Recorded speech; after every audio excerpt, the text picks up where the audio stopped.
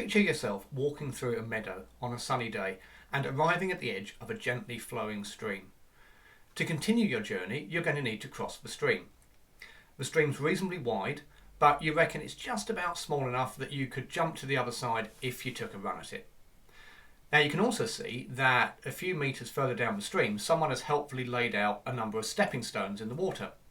So instead, you could use these to easily get across to the other side, but it obviously wouldn't be as quick as jumping it in one go. So what are you going to do? Are you going to take the slow but safe route via the stepping stones, or are you going to risk the big jump?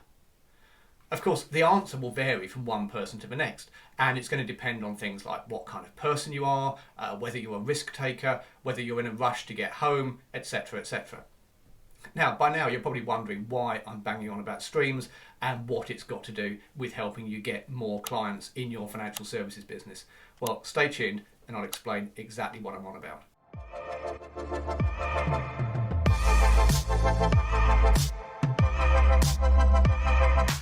Okay, so the reason I'm talking about streams and how to cross from one side to the other is it's a really good way of illustrating something called the buyer journey. You see, every new client that you've ever taken on in your business will have gone through some kind of buyer journey before they became your client.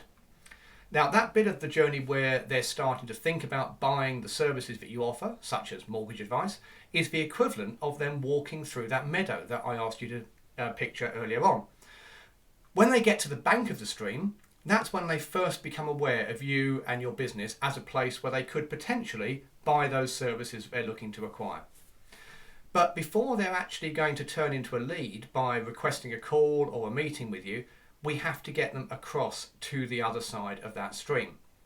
And as I said earlier, some people are going to cross that stream with one big leap, and others are going to want to wait to go across nice and slowly using these stepping stones. In other words, different buyers are going to complete that buyer journey in different ways. Now, if you're a mortgage broker, you're actually quite lucky because a lot of your prospects are going to be willing to jump the stream in one go. That's because they've got a high level of motivation or a high sense of urgency. You see, they've probably just seen the dream house that they want to buy and they don't want to risk losing it by delaying getting their mortgage sorted. So that's going to give them the push to take immediate action. Or maybe they're on a fixed rate that's about to come to an end and they know if they don't act quickly, they're going to start paying a lot more when they go onto the lender's standard rate. So for these kind of reasons, they might be willing to submit a mortgage inquiry the very first time that they visit your website, even if they're the kind of person who normally would be a bit more cautious and would like to think about things a bit more and digest some information before they rush in and commit to a phone call. So it's the same really as having a person who would normally take the relative safety of the stepping stones to get across our imaginary stream, deciding to jump it this time because there's an angry bull chasing after them. So the higher the level of motivation, the more risks people are going to be willing to take. Of course, not all mortgage clients are in a rush. Some of them are just starting to think about whether they might move house or might buy their first home. So they're not going to have that same sense of urgency and that same motivation to jump straight into having a call with you. And if you're looking for leads in other areas of financial services like life insurance, pensions, income protection, that kind of thing, then again, you're definitely going to find that your prospects are less motivated to make that leap in one go across the stream. After all, retirement seems a long way off, so it doesn't have that sense of urgency. Life insurance isn't urgent because no one thinks they're going to die tomorrow. So those kind of people who are looking for those kind of products have less motivation and less sense of urgency and are more likely to need the stepping stone approach to the buyer journey rather than the big leap. And this is why your website needs to have some stepping stones for those people who prefer to take that buyer journey one step at a time instead of filling in an inquiry form the first time they come across your website.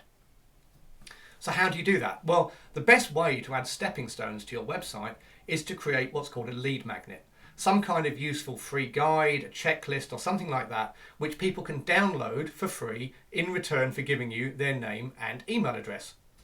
Now, you're not getting their email address so as you can contact them and try and sell them something. You're purely getting that at this stage so as your website can deliver the lead magnet to them. The lead magnet mustn't be a sales pitch or a brochure. It needs to be something that will help your prospect overcome an immediate challenge. It needs to be something that will help them get to that next step on their buyer journey. So for example, if your target audience was people looking for an adverse credit mortgage, then you could offer them a free guide called something like 5 ways to improve your credit score in the next 90 days. Because that's going to tackle the immediate issue, the immediate pain point that they've got. Once someone has downloaded your guide, then they're going to join your mailing list. And once they're on your mailing list, then you can send them further emails on a regular basis. And if those emails are helpful and packed with value, then each email is going to help move your prospect one more step further along the buyer journey until they reach that point on the far bank of the stream, i.e. until they reply to one of your emails and ask if they can speak to you. If you want to learn more about how you can use email marketing like this to bring a steady stream, pardon the pun, of leads into your business, then there's a few links in the description that are going to be useful. I'll put in there some links to some articles where I talk more about lead magnets and how to create them, a link to the book that I've got that explains this kind of system in detail and how to set it up, and I've also got an online course where I'll walk you step by step through the process of how to come up with an idea for a lead magnet, how to design it and create it and write it, how to put together the email sequence that people get afterwards, and how to automate all that with a really simple bit of software. So if you want to know anything about any of that, check out the links in the description. If you found this video useful, please do subscribe and hit the bell notification icon so as you get to be the first to know when I put out more content like this. Give it a like, and if you've got any questions or any comments, then please do leave them below and I'll get back to you. Thanks very much for watching.